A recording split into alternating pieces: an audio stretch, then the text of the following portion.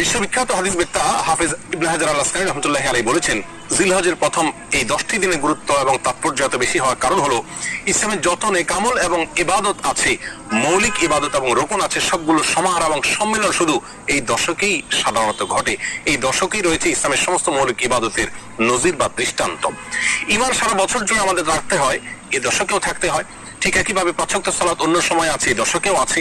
যাকাত অন্য সময়ে আদায় করা যায়, এই দশকেও আদায় করা যায়। সিয়াম বা রোজা রমজান মাসে আমাদের রাখতে হয়, এই দশকের 9 তারিখে এবং প্রথম 9 দিন জুড়ে রোজা রাখার নির্দেশনা রয়েছে। অতএব রোজার নমুনা বা আমলও এখানে আছে। কোরবানি তো এই দশকেই শুধু করা যায়, অন্য সময় চাইলেও করা যায় না।